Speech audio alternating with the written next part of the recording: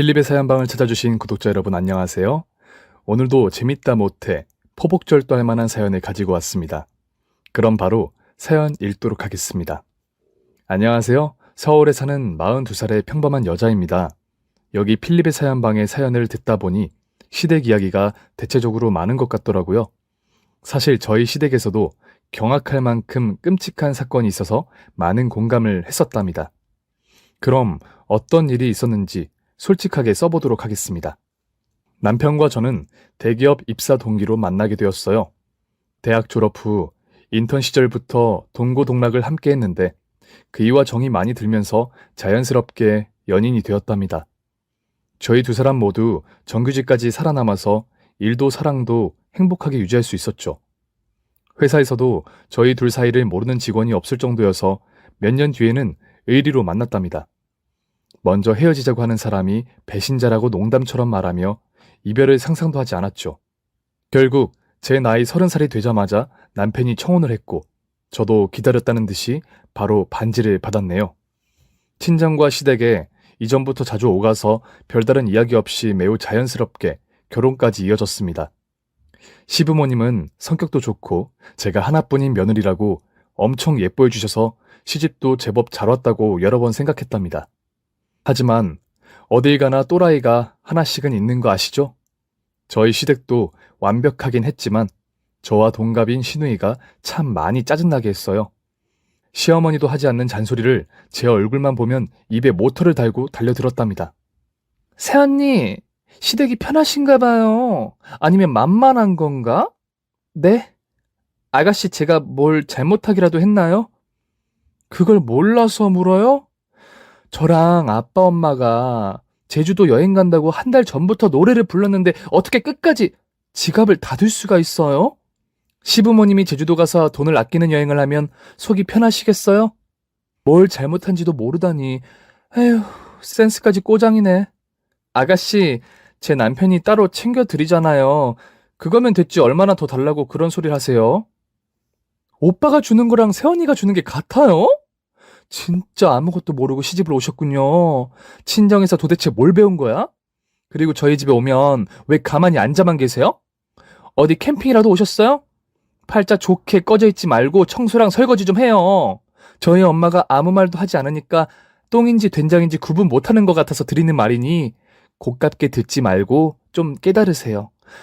여긴 새언니가 어려워해야 할 시댁이라고요.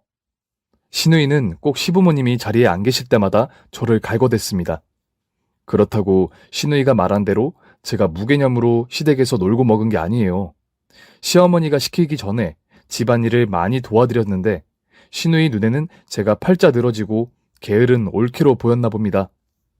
그렇게 저를 괴롭히는 시누이는 평생 직장 생활을 한 번도 해보지 않은 게으름뱅이였어요. 나이 30이 되었는데도 시부모님께 얹혀 살다 못해 용돈까지 받고 있으니 얼마나 한심해 보였는지 모른답니다. 그러면서도 시댁 살림을 제대로 하는 것도 아니었어요. 마음씨 좋은 시어머니가 매번 아픈 허리로 가사일을 도맡아 하셨답니다. 저를 괴롭히는데 재미가 들린 시누이는 언젠가부터 저희 신혼집으로 찾아와 살림살이를 검사하더군요. 저보다 나이가 많거나 서열이 위라면 그러려니 하겠는데 지가 대단한 인물인 줄 알고 나대는 꼴을 보니 기분이 상당히 나빴습니다. 새언니, 우리 오빠 결벽증 있는 거 모르세요? 침대 밑에 보니까 먼지가 꽤 쌓인 것 같은데 왜 안 치우는 거예요? 그리고 식기세척기가 있어도 웬만한 설거지는 손으로 하시고 오빠 빨래도 손으로 하세요. 아가씨, 저희가 사는 방식을 왜 아가씨가 바꾸려고 해요? 그리고 제 남편이 상관하지 않는 걸 왜 지적하시냐고요. 누가 보면 시어머니가 온 줄 알겠네요. 아니, 요즘 시어머니들도 이렇게 안 하세요. 이봐요, 새언니. 남은 남이고 우린 우리예요. 그리고 우리 엄마가 워낙 사람이 좋아서 남한테 싫은 소리 못해요. 그래서 내가 대신 나서는 거잖아요. 누구 하나라도 집안이 제대로 굴러가게 해야 하는 게 인생의 섭리 아니겠어요? 말대꾸하지 말고 제가 하라는 대로 해요. 아시겠어요? 저는 한 귀로 흘려버리고 그냥 알겠다고 대답하고 시누이를 돌려보냈답니다.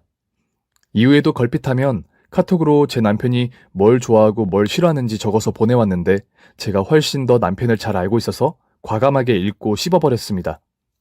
그렇게 시누이만 빼면 딱 좋았을 제 결혼 생활은 5년 더 이어졌어요. 그리고 학수고대하던 시누이의 결혼식이 찾아와 드디어 벗어날 수 있었답니다. 30 중반인 시누이가 결혼한 남자는 4살 연하의 사업가였어요. 인물도 훤칠하고 능력까지 겸비한 엘리트였죠. 제가 알고 있는 시누이를 떠올려 봤더니 어떻게 그 남자를 꼬셨는지 불가사의였습니다. 평생 백수로 산 데다 가진 것도 없고 아는 것도 거의 없는 여자인데 어디가 좋아서 결혼까지 하겠다는 건지 이해가 되지 않았습니다. 여하튼 제 눈에 사라진다고 하니 어느 누구라도 시누이를 데려간다면 환영이었어요. 심해부가 사업하는 곳이 창원이어서 그리로 신혼집을 마련해서 떠났답니다. 그러자 제 인생의 걸림돌은 더 이상 존재하지 않았어요. 게다가 시누이 얼굴을 안 보고 살았더니 임신까지 했답니다. 그동안 남편과 이세를 가지려고 부단히 노력을 했는데 시누이가 눈에 안 보이자 바로 아이를 갖게 되었어요. 물론 시누이 때문이라고 콕 집어서 말할 수 없지만 심리적으로 편안해져서 임신이 된 거라고 굳게 믿었습니다. 결혼한 시누이는 5년 동안 명절에만 올라왔는데 저에 대한 잔소리와 헛소리는 여전했답니다. 그래도 1년에 2번만 참으면 되기 때문에 기꺼이 들어주었네요. 이듬해 아들을 출산하자 제 인생은 더욱더 행복해졌습니다. 오랜 시간 기다려왔던 아이를 낳았으니 더 바랄 게 없을 만큼 좋았죠. 아들은 친정, 시댁 할 거 없이 모든 식구들의 사랑을 한 몸에 받으며 자랄 수 있었답니다. 그런데 이런 행복이 금이 가게 되는 사건이 발생했습니다. 이번에도 문제는 시누이였어요. 갑자기 혼자 시댁으로 돌아왔다는 연락을 받고 남편과 아들을 안고 가게 되었죠. 시누이는 안 좋은 일이 많았는지 얼굴에 그늘이 그득했어요. 세아님, 오빠 왔어? 오랜만에 보니까 좋다. 그리고 우리 조카를 처음 보는구나. 세아님 좋으시겠어요? 아들까지 낳으시고. 네, 저야 좋죠. 그런데 아가씨 무슨 일이 있던 거예요? 얼굴이 너무 안 좋아요. 밝던 모습 온데간데 없고 슬퍼 보여요. 그럴 만도 하죠. 저 이혼했어요. 네? 그게 정말이에요? 왜요? 저는 하늘이 무너지는 기분이었습니다. 이혼 사유가 어찌 되었든 시누이가 컴백했다는 사실에 가슴이 철렁하더라고요. 이런 시누이를 겪어보신 분들은 제 마음을 이해하실 거라 생각합니다. 제 남편 자식이 바람이 났어요. 그것도 아주 찐한 사랑을 해서 저를 버리고 꼭 그 여자와 새 출발을 하겠다고 이혼 통보를 하더라고요. 그래서 위자료 몇 푼 받고 갈라섰어요. 그 말을 듣자 남편과 시부모님은 경악하고 말았고 당장 심해부를 찾아가겠다고 으름장을 놓았습니다. 그 인간 이미 상간녀랑 미국으로 톡겼어요. 한국에는 다시 돌아오지 않을 거라고요. 양심은 있었는지 다신 돌아오지 않는다네요. 아가씨, 그런 인간을 순순히 미국으로 보내줬어요? 왜요? 제대로 복수하고 끝내야죠. 위자료라도 왕창 뜯어내야죠. 그래봤자 제사를 깎아먹는 것밖에 안 되는 일이에요. 그냥 있는 게 상책이라는 판단이 들어서 찢어졌어요. 돈이야 뭐 없어도 그만이고 있어도 그만이고요. 그러자 노발대발하는 시아버지가 시누이에게 화를 냈습니다. 너 바보냐? 그런 인간한테 왜 그냥 이혼 도장을 찍어줘? 어우, 속에서 천불이 나네. 이제 보니까 너도 헛똑똑이야. 사회생활을 안 해봐서 그런 거야. 멍청하게 당하고 집으로 돌아오면 우리가 환영해 줄 줄 알았냐? 꼴 보기 싫으니까 나가. 여보, 그만해요. 혜영이가 잘못한 게 뭐가 있다고 그렇게 다그쳐요. 이미 결정난 일이고 되돌릴 수 없는 일이니 우리랑 같이 살도록 해요. 아유, 저 돌대가리. 지 올케한테 허구한 날 갈고대더니 꼴 좋다. 화딱지 나니까 방에 들어가서 나오지도 마. 시아버지가 그렇게 화를 내는 건 처음 보는 일이었습니다. 당신의 딸이 큰 상처를 받아서 그랬겠지만 지나치도록 시누이에게 화를 냈죠. 그리고 제 남편도 시누이를 불쌍히 여기기보다는 빨리 정신 차리고 직장을 다니든지 살림을 하든지 새롭게 시작하라고 보탰답니다. 하지만 시누이는 방에서 하루 종일 누워있다가 밥대에 잠깐 나와서 밥만 먹고 들어갔어요. 사회생활은커녕 알바도 한번 해보지 않았으니 돈 버는 게 많이 어려웠을 겁니다. 방에서 뭐 하는지 살짝 봤더니 핸드폰 게임만 죽어라 하고 있더라고요. 그러니 시아버지와 남편은 제발 정신 차리라고 뭐라도 하라고 일렀는데 시누이는 도통 움직일 생각을 하지 않았답니다. 급기야 시아버지가 용돈까지 끊으면서 뭐라도 시도해보라고 일렀어요. 그러던 어느 날 마음의 상처가 컸던 시누이가 편지 한 장을 놓고 사라졌습니다. 식구들 모두 놀라서 편지를 읽어보았는데 극단적인 선택을 하겠다는 내용의 글이 가득했어요. 이에 시아버지는 경찰에 신고하고 위치 추적을 요청했답니다. 잠시 후 신우이가 대천 바닷가 인근에 위치 파악이 되었다고 연락이 와서 남편 차를 타고 쏜살같이 달려갔어요. 이윽고 대천 경찰관들이 바다 근처를 돌아다니고 있었는데 어두컴컴한 바다라 찾기 쉽지 않아 보였습니다. 저희 식구는 목 놓아 신우이를 부르며 바다 주변을 맴돌았어요. 그러다 바다 안에 사람 실루엣이 제 눈에 들어왔습니다. 무릎까지 오는 깊이에 누군가 서 있더라고요. 저기에요! 아가씨가 저기 보인다고요! 제 외침에 많은 사람들이 바다 안으로 뛰어들어가서 신우이를 끌고 나왔어요. 다행히 신우이는 무릎까지만 젖고 멀쩡했답니다. 이 천하의 불효녀야! 어떻게 이런 일을 벌일 수가 있어! 아빠, 미안해. 이 운동하고 가슴이 너무 아팠는데 아빠랑 오빠가 매일 달달 볶는 게 괴로웠어. 나도 새롭게 시작하고 싶은데 마음이 움직이지 않아서 매일 방에만 박혀 있던 거야. 딸이 이렇게 못나서 미안해. 으이구, 혜영아. 이 애비가 잘못했다. 난 너를 위해 혼을 낸 건데 방법이 잘못됐구나. 앞으로는 너에게 싫은 소리 절대로 하지 않을 테니 우리와 집으로 돌아가자. 아빠, 자격 없는 딸을 다시 받아줘서 고마워. 다신 나쁜 생각하지 않을게. 그렇게 상황이 종료되고 남편의 차로 걸어가게 되었어요. 그런데 아무도 신우이의 얼굴을 안 보는 사이에 제가 힐끔 보게 되었는데 의미심장한 미소를 짓고 있었답니다. 새벽에 남편과 집에 도착했는데 신우이의 수상한 미소는 머릿속에서 사라지지 않았고 뭔가 꾸미고 있는 듯한 찝찝함이 계속해서 느껴졌어요. 괜히 남편에게 신우이가 수상하다는 말을 하면 제가 이상한 사람이 될까봐 혼자만 생각하고 말았죠. 그리고 남편과 시부모님은 신우이의 사건 이후 매우 잘해주었습니다. 일하라는 말이나 집안일을 하라는 말을 금기어로 여기고 금이야 오기야 하며 어린애처럼 보듬어 주었어요. 이에 신우이가 기가 살아서 방에서 게임만 하고 지냈으며 공동체로 살아가면서 해야 할 최소한의 일도 까딱하지 않았습니다. 세연이, 나 치킨 좀 시켜줘요. 아가씨, 저녁상 다 차렸어요. 그냥 밥을 드시는 게 낫지 않을까요? 요즘 아가씨가 살도 부쩍 많이 찌셔서 건강관리를 해야 될 것 같아요. 또 나를 힘들게 하네? 세연이, 그냥 좀 한 마리 시켜주면 안 돼요? 설마 내 입으로 들어가는 치킨값이 아까워서 그러는 거예요? 아니, 저는 그게 아니라...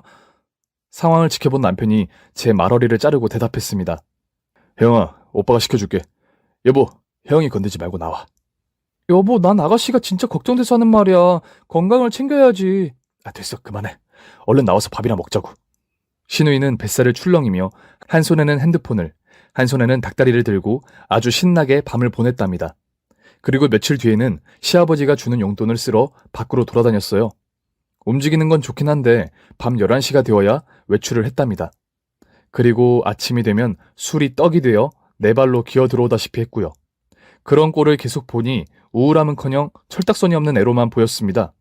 슬슬 제 의심은 확신으로 들어섰습니다. 신우이가 대천에 간 건 이전처럼 편하게 먹고 살려고 보인 쇼라는 걸 말이죠.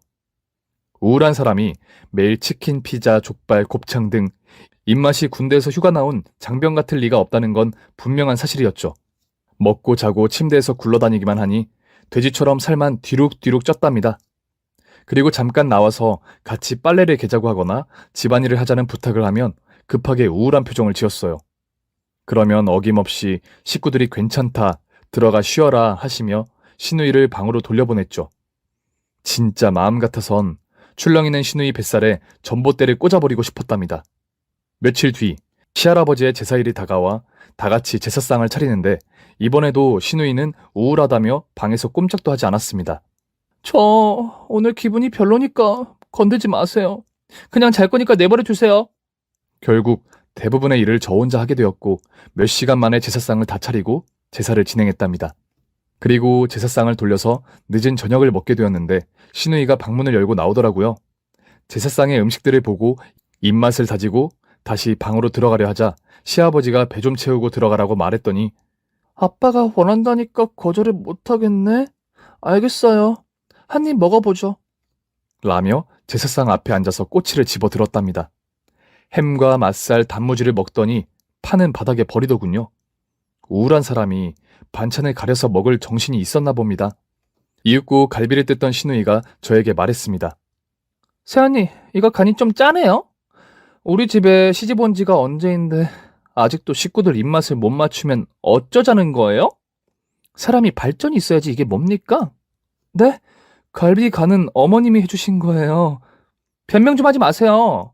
음식은 세연이가 거의 다 했으면서 음식 맛이 안 좋으니까 엄마 탓을 해요? 하여간 대한민국 며느리들은 핑계가 주둥이에 붙어버렸단 말이야. 내가 결혼 생활했을 때에는 시댁 식구들이 한 번도 맛없다는 소리를 하지 않았어요. 가정교육 참 잘 받아왔다고 입에 침이 마르게 칭찬만 해주셨다고요. 세연이 엄마가 가정교육을 똑바로 안 해줘서 이 모양인가? 아가씨, 무슨 말씀을 그렇게... 이번에도 남편이 제 말을 끊었습니다. 혜영이 입맛이 까다롭긴 하지.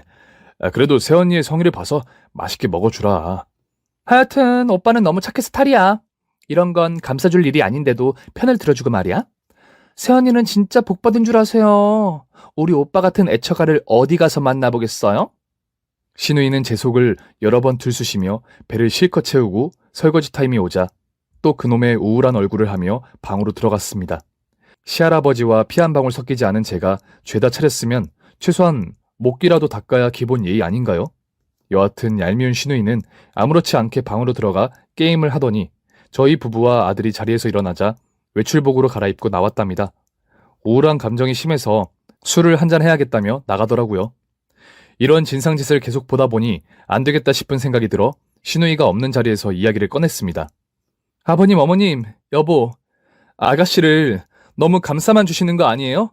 술만 퍼먹고 놀러 다니는 거 말고는 아무 일도 안 하는데 언제까지 기다려 주실 거예요? 여보, 혜영이가 지금 상태가 안 좋잖아. 쟤한테 또 모진 소리 하면 편지 한 장 쓰고 집 나갈 거야. 그래, 세아가. 미안하지만 네가 좀 봐주라. 나라고 혜영이가 예쁘게만 보이겠니? 매일 어디 가서 술을 마시는지 아침에 집에 오면 오바이트부터 한다니까. 그런 꼴을 보면 환장하겠다 싶어도 마음이 한구석으로 짠하더라. 얼마나 상처가 깊었으면 저렇게 지낼까 하는 생각이 든다고. 그러니까 세아가 마음이 넓은 네가 조금만 이해해 주렴. 다들 이러시니까 아가씨가 더 제멋대로 행동하는 거라고요. 그리고 진짜 우울증 환자들은 태평하게 밤새 술 먹고 놀러 다니지 않는단 말이에요. 하지만 식구들은 그래도 가족이니 이해해달라고만 대답했습니다. 마음 같아선 저도 편지 한 장 남기고 쉬 한 번 버리고 제멋대로 살고 싶었네요. 그러던 어느 날 남편과 마트에서 장을 보고 계산을 하는데 포인트 적립 때문에 남편의 핸드폰에 깔린 어플을 내밀어야 하는 순간이 왔답니다. 그이는 아들이 먹을 시리얼을 깜빡했다며 핸드폰 잠금을 풀고 저에게 주었어요. 포인트 적립을 하고 돌려받은 남편의 핸드폰을 그냥 덮으려는데 카톡 알림이 떴답니다. 신우이였어요. 오빠, 이번 달 용돈은 왜 안 주는 거야? 빨리 입금해줘. 저는 의아해하며 신우이와 남편의 대화를 처음부터 읽어봤습니다. 그런데 정말 가관이었습니다. 신우이가 대천에 다녀온 이후로 남편이 매달 100만 원씩 용돈을 주고 있었어요. 너무 기가 차서 시리얼을 들고 온 남편에게 핸드폰을 집어 던졌습니다. 당신 왜 그래? 아가씨한테 매달 100만 원씩 주고 있었다고? 나한테 한마디도 하지 않고 그 큰 돈을 매달 줬단 말이야? 여보 미안해. 당신이 허락해주지 않을 것 같아서 비밀로 했어. 용돈 주는 건 이해할 수 있어. 그런데 100만 원이라니. 한 집안의 가장이 의논도 안 하고 그렇게 제멋대로 돈을 써도 되는 거야? 그리고 맨날 놀고 먹는 거 빼고 하는 게 없는 사람이 무슨 돈을 그렇게 많이 써? 아버님도 작지 않은 돈을 매달 주신다는데 당신까지 보태서 뭐 하는 짓이냐고. 남편은 고개를 숙이고 사과를 했지만 용돈을 끊겠다는 말은 하지 않았답니다. 자기가 그동안 신우에게 너무 무관심했던 것 같다며 오빠 노릇하게 도와달라고 설득하면서 말이죠. 기가 막히고 환장할 것 같은 저는 당신 마음대로 살라고 화를 내고 돌아왔어요. 저는 남편에게 화가 나서 대화를 피하는 건 물론이고 얼굴도 쳐다보지 않았습니다. 잠까지 아들 방에서 자며 시위를 했죠. 그런데도 그이는 끝까지 신우이를 지켜줘야겠다며 고집을 넘은 아집을 피우더라고요.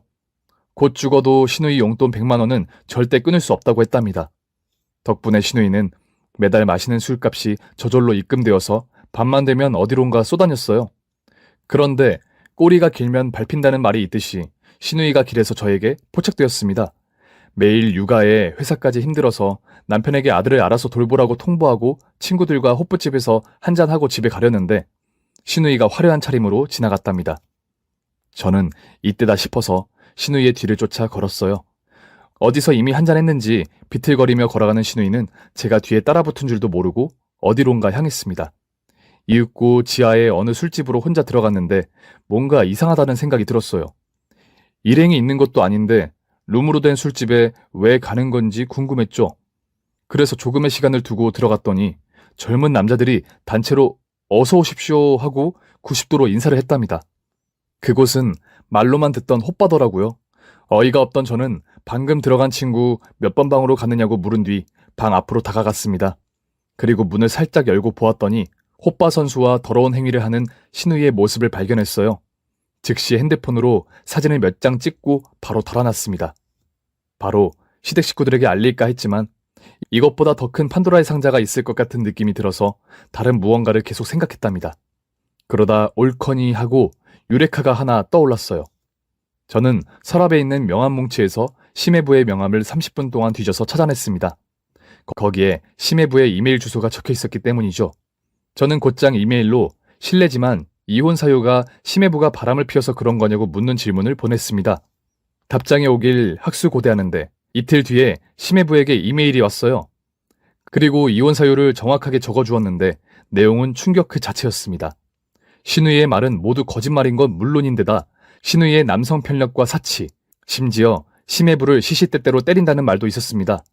신우이가 바람 피운 남자들의 신상까지 상세히 적어주었는데 심해부의 친구, 혹은 친구의 친구, 친구의 동생 등등 문어발식 바람을 피웠더라고요.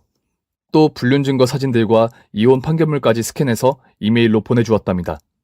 이 정도면 엄청난 파급력이 있을 것으로 보여 바로 신우이 참교육을 위한 작전에 돌입했어요. 언제 까발릴까 고민을 거듭하는데 시어머니가 친절하게도 그날을 알려주셨습니다. 새아가 사흘 뒤에 네 신우이 생일이다. 힘들겠지만 나랑 같이 상을 차리면 어떻겠니? 아, 정말요? 아가씨 생일인데 당연히 제가 도와야죠. 이왕 하는 거 서프라이즈하게 해주면 너무 좋을 것 같아요. 사흘 뒤, 신우이의 생일 아침이 밝았고 저는 어느 때보다 좋은 컨디션으로 기상했습니다. 남편과 시댁에 가서 생일상을 준비하고 전날 밤 술이 떡이 된 신우이를 오후 5시에 깨웠어요. 아가씨 그만 일어나세요. 오늘이 아가씨 생일인데 이러고 있으면 어떡해요. 제가 생일상 기똥차게 차렸으니 나오셔서 파티해요. 아, 오늘 내 생일이었지? 우울증이 심해서 내 생일도 까먹고 있었네. 세연이 성의가 있으니 한 입만 먹어보도록 하죠. 네, 아주 서프라이즈한 선물도 준비가 되었으니 기대하세요. 선물이요? 우울증 환자한테 선물은 무슨... 그런데 선물이 뭐예요? 혹시 명품? 그것보다 더 놀랄만한 선물이에요. 자, 다들 기다리고 계시니 주인공이 입장합시다. 신우이는 씻지도 않고 바로 주방으로 나와 자리에 앉았습니다. 우울한 나한테 생일상이라니. 아무튼 고맙습니다. 우리 딸 생일 축하한다. 오늘 많이 먹어라. 혜영아, 축하한다. 오늘이 우리 식구들한테 중요한 날이니 든든히 먹어. 다들 왜 그래? 알았으니까 얼른 케이크 불이나 켜. 저희는 생일초를 켜고 노래까지 불러주었습니다. 그러자 신우이가 고개를 돌리며 선물을 찾는 신용을 하더군요. 우리 딸 선물 줘야지. 내가 혜영이를 위해 준비해온 게 있다. 아빠도 참. 무슨 대단한 날이라고 선물을 준비했어. 그래도 준비해온 사람 성의가 있으니까 받아줄게. 그러자 시아버지는 바닥에 놓았던 각대 봉투를 들어 올렸습니다. 아빠, 그게 뭐야? 혹시 상품권? 시아버지는 대답하지 않고 봉투 안에 있던 종이를 꺼내셨어요. 우리 딸을 위해 축사를 준비해봤다. 잘 들어보렴. 에? 무슨 축사까지 준비를 했어? 내 생일이 그렇게 중요해? 아무튼 읽어보마. 판결문 1. 피고 김혜영은 배우자의 친구와 친구 동생, 그 동생의 친구, 친구의 남편, 옆집 아저씨, 세탁소 주인 등. 아휴, 도대체 몇 명이랑 바람을 피운 거야. 어쨌든 피고는 남자들에게 눈웃음을 흘리며 살살 꼬셔서 24명과 문어발식으로 바람을 피운 걸 뒤에 첨부된 불륜 사진 423장으로 충분히 신뢰할 수 있어 외도를 인정한다. 그리고 피고 김혜영은 배우자에게 임신 사실을 숨기고 애아빠가 누군지 정확히 몰라서 수술을 받고 시치미를 뗐고 결혼 생활을 이어가려고 했다. 또한 바람피운 24명의 남자들에게 초음파 사진을 보여주며 1,000만 원씩 총 2억 4천만 원을 갈취했다. 이런 걸 딸이라고 낳은 우리가 죄인이다. 2. 배우자의 수입의 절반 이상을 개인 쇼핑과 호스트바, 아빠방 등 유흥비로 쓴 것을 인정한다. 인연이 바람 피운 것도 모자라 남자 젖대부가 있는 술집을 다녀? 너 발정난 짐승이냐? 또라이년아. 3. 피고 김혜영은 배우자가 외도를 의심하거나 마음에 들지 않을 때마다 상습적으로 폭행한 걸 인정한다. 이젠 하다하다 폭력까지 쓰냐 이년아? 4. 피고 김혜영은 배우자에게 위자료 3억 5천만 원을 명령하고 생태계를 교란시키는 짐승 같은 버릇을 고치도록 정신과 치료를 명령한다. 우리한테 보여준 정신과 약이 이거였구나, 지랄 맞은 년. 5. 이에 원고와 피고는 이혼한다. 아유, 내 팔자야. 시아버지가 이혼 판결문을 모두 읽자 신우이의 얼굴이 사색이 되어버렸습니다. 입을 벌리고 아무런 말도 하지 못하고 벌벌 떨고 있었어요. 아빠, 엄마, 이걸 어떻게 알게 된 거야? 시아버지는 봉투 안에 있던 불륜 사진들과 사치를 부린 영수증, 심해부를 때려서 병원에 입원시킨 기록, 제가 호빠에 가서 찍은 사진까지 신우이 앞에 펼쳐주었습니다. 우리 혜영이가 아주 대단하구나. 응? 이 잡종 중에 잡종아. 우린 이런 것도 모르고 네가 피해자인 줄만 알았지. 너 대천에 간 것도 다 쇼였지? 처음에 네 올케 말을 믿지 않았는데 이 증거들을 보고 나니 확실히 네가 쇼를 부린 게 분명해 보이더구나. 게다가 우울증인 애가 호빠에 가서 남자랑 이러고 놀았니? 아빠, 그러니까 이게 어떻게 된 일이냐면. 우리 동생 그동안 쇼하느라 고생이 많았어. 하긴 이런 사실은 집안에 솔직하게 말하면 그게 사람 새끼겠어? 나 같아도 쪽팔려서 거짓말했을 거야. 그런데 너처럼 죄 없는 남편에게 뒤집어 씌우고 유서 비슷한 편지를 쓰는 쇼는 하지 않았을 거야. 오빠, 내가 잘못해서 한 번만 봐주라, 그래, 오늘이 마지막으로 널 보는 일이야. 일단 먹어. 최후의 만찬이니까. 이 상황에서 목구녕으로 밥을 먹으면 신우이는 사람도 아니었죠. 시부모님과 남편, 그리고 저의 매서운 눈빛을 계속 받은 신우이는 결국 스스로 무릎을 꿇고 말았답니다. 제가 죽을 죄를 지었어요. 식구들에게 이런 충격을 전하게 되어서 진심으로 죄송하게 생각합니다. 이렇게 빌 테니 저 좀 봐주세요. 신우이가 용서를 빌자 시아버지가 뺨을 날렸습니다. 저는 입을 틀어막으며 놀라고 말았죠. 이년이 이제 와서 용서를 빈다? 너 지금 우리랑 장난하냐? 부모를 속이고 오빠와 올케를 엿먹여. 너 같은 건 우리 집안의 망신이자 수치다. 이 더러운 사진을 내 눈으로 봤을 때 차라리 봉사였으면 하는 바람까지 들었다고. 그러자 신우이는 아니, 아빠. 사람이 살다 보면 바람 좀 피울 수 있지. 뭐 그런 걸로 뭐라고 그래? 그리고 술 먹고 몇 대 때린 게 죽을 죄야? 같은 식구끼리 그것도 이해 못하면서 어쩌자는 거야? 라며 본 모습을 드러냈습니다. 그래서 이번에는 제 남편이 신우이의 뺨을 세게 갈겼어요. 이 버러지 같은 년! 자기 잘못을 뉘우치기는커녕 별일 아닌 것처럼 말하네? 난 이런 줄도 모르고 매달 100만 원씩 갖다 바쳤으니 억울하고 화난다! 너 같은 게 내 동생이라는 게 진짜 쪽팔려! 그깟 돈 몇 푼 준 게 아깝다고. 그리고 동생이 아무리 잘못했어도 감싸줘야 하는 게 오빠의 역할 아니야? 게다가 엄마 아빠가 날 낳았으니 끝까지 책임져야 하는 것도 마찬가지고. 이 골빈년이 아직도 사리분별 못하고 멋대로 짓거리네? 가만두지 않겠어, 씨. 오빠가 손을 올리자 시아버지가 말리셨습니다. 됐다! 내가 방으로 직접 끌고 가서 매타작을 해야겠어. 이런 자식 새끼는 내가 답이야! 그러더니 신우이의 머리채를 잡고 방으로 끌고 들어가셨어요. 그리고 들려오는 쿵쾅대는 소리와 신우이의 비명소리가 범벅이 되어서 난리도 아니었답니다.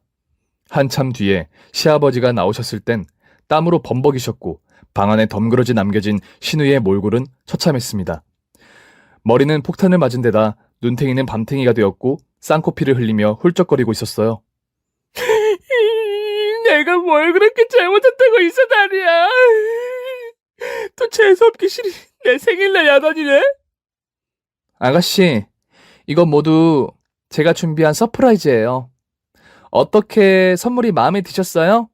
그동안 쇼하느라 수고하셨는데 이제는 그냥 생긴 대로 노셔도 되겠네요. 축하드려요. 제가 희죽거리며 말하자 신우이가 저에게 달려들어 머리채를 잡더군요. 니는 처음부터 재수가 없었어. 우리 오빠 같은 호인이랑 결혼했으면 감사한 줄 알고 닥치고 살 것이지. 감히 내 치부를 건드려서 날 이 꼴로 만들어? 내 생일에 니년 초상 좀 치러보자 이년아! 아가씨 이거 놔요. 안 그러면 저도 못 참아요. 참지 않으면 어쩔 건데 이 한 조목거리도 안 되는 게 어디서 까불어. 하지만 저는 한 조목거리가 아니었습니다. 중학교 때는 테니스를 하다가 남들보다 힘이 세다는 걸 알고 고등학교 때까지 학교에서 투포한 선수로 활약했답니다. 신우이가 발악하는 걸 멈추려고 신우이의 허리춤과 허벅지를 잡고 냅다 던져버렸어요. 결국 거실 바닥을 대굴대굴 구른 신우이는 앓는 소리를 내며 침을 질질 흘렸네요. 아가씨, 그러니까 그만두라고 했을 때 멈췄어야죠. 오늘은 아가씨를 두드려 패도 가능한 날인 걸 모르셨어요? 이 개같은... 너 내가 가만 안 둬. 당장 이리 와. 내 앞으로 오라고! 신우이는 주둥이를 나불대자 참고 있던 남편이 시아버지를 이어서 2차전을 시작했습니다. 시부모님과 저는 등을 돌리고 귀를 막아서 어떤 일이 벌어진지는 신우이의 몰골을 보고 알았어요. 결국 복날 개처럼 맞은 신우이는 오열하며 바닥에서 발을 동동 굴렀습니다. 다들 너무해. 내가 과거에 죄를 지었다고 이런 식으로 날 패대기 치는 법이 어딨어? 난 이 집 딸이라고. 여자는 꽃으로도 때리지 말라는 말을 모르는 거야? 시부모님은 저희 부부에게 와서 마무리를 해야겠다고 말씀하셨습니다. 이제 저녀는 우리 딸 아니다. 이 집에서 내칠 테니 너희도 받아주거나 도와주지 말아라. 네, 저도 저런 동생은 없는 게 낫다고 생각했어요. 오늘부로 이 집에서 내보내고 모르는 사람으로 지내자고요. 저는 그 말을 듣자 웃음이 새어나오고 말았습니다. 입을 가리고 죄송하다고 했는데 다들 괜찮다며 실컷 비웃으라고 했어요. 시부모님은 신우이가 짐도 싸지 못하게 하고 내쫓으셨습니다. 어차피 방 안에 있던 비싼 옷들은 시아버지의 돈으로 해준 것이어서 얄짤없이 추리닝 바람으로 내보내시더라고요. 그리고 시아버지가 저에게 신우이의 옷들을 중고로 팔 수 있느냐고 물으셔서 옷들을 살펴봤더니 죄다 비싼 명품이었습니다. 아버님, 이거 다 팔 수 있는 옷들이에요. 중고 명품점에 가면 두둑하게 받을 수 있겠는데요? 그러냐? 그럼 이 옷들하고 가방, 구두 죄다 팔아서 새애기 너 용돈으로 쓰거라. 그동안 새애기가 전년 때문에 힘들었으니 충분히 받을 자격이 있다. 물론 이걸로 너에게 모두 갚았다고 생각하는 건 절대 아니다. 앞으로 두고두고 갚아갈 테니 이제 시작으로 생각해 주거라. 아버님, 감사해요. 제가 아가씨 상황을 이렇게 만들어서 마음이 안 좋았는데 이런 대우를 해주시니 힘이 나네요. 그럼 너는 우리 집안의 보배야. 저 목 같은 딸려나고는 비교도 안 될 만큼 훌륭한 아이라고. 앞으로 전현한테 주던 용돈을 너에게 주마. 그리고 전현한테 줄 유산도 모두 너에게 줄 테니까 그런 줄 알고 있어. 단순히 신우이에게 참교육을 해주려고 했는데 결과적으로는 신우이의 유산까지 제가 받게 되었네요. 그래서 제가 큰일을 해냈구나 하며 제 자신을 자랑스러워했답니다. 신우이가 쫓겨나고 이틀이 지나자 시댁이 아닌 저희 집으로 찾아왔어요. 어디서 노숙을 했는지 냄새도 역하고 꼬라지도 말이 아니었답니다. 아가씨, 여긴 왜 왔어요? 새언니, 저 잠깐만 들어가면 안 돼요? 네, 안 돼요. 제 남편이 안에 있는데 뒤지게 맞고 싶으세요? 아, 진짜. 아직도 날 원망하고 있는 거예요? 다들 왜 이렇게 속들이 좁은 건지 원. 비켜봐요. 들어가서 말이라도 해보게. 저를 밀어내고 집 안에 들어가자 남편이 목에 핏대를 세웠습니다. 여기가 어디라고 와? 내가 한 말이 우스워? 너 같은 년은 길바닥 시궁창에서 썩어봐야 정신을 차린다고. 오빠 그만 좀 해. 나도 반성 많이 했으니까 그만 좀 잡아먹어. 할 말만 하고 나갈게. 나 돈 좀 줘. 쫓아내더라도 어디 묵을 반값은 줘야 하는 게 인지상정 아니야? 어떻게 된 게 가족들이 죄다 피도 눈물도 없어? 나 전 남편한테 위자료로 간이고 쓸개고 다 줘버려서 무일푼이라고. 어디 월세라도 살려면 보증금 필요하니까 500만 원만 줘봐. 인연이 아직 덜 맞았나? 너 지금 진심으로 하는 말이야? 돈 달라는 게 농담일 리는 없잖아. 알아들었으면 돈이나 주고 쫓아내. 남편은 대답 대신 창고에서 빗자루를 들고 나왔어요. 일로 와. 너 오늘 먼지나게 맞아보자. 어딜 가려고 일로 와! 저런 게 무슨 오빠야? 더러워서 돈 안 받는다. 뒷걸음질을 치며 현관을 나간 신우이는 문을 닫으려는 저에게 속삭였어요. 야, 이년아. 내 인생 망친 대가로 네가 보증금 좀 내놔야겠다. 뭐라고? 저 지금 나한테 욕하면서 협박하는 거니? 다시 저 멀리 던져줘야 정신 차리겠니? 아니다. 네가 해줄 리가 없지. 그래, 두 년놈은 얼마나 잘 사는지 두고 볼게. 이 바퀴벌레 커플아. 남편이 맨발로 뛰쳐나가자 신우이가 꽁진하게 도망가면서 상황이 종료되었답니다. 이후 신우이는 시댁에 두어 번 찾아갔는데 그때마다 시부모님이 제 남편처럼 몽둥이를 들고 일어섰다네요. 결국 매를 한 대 더 맞고 쫓겨났습니다.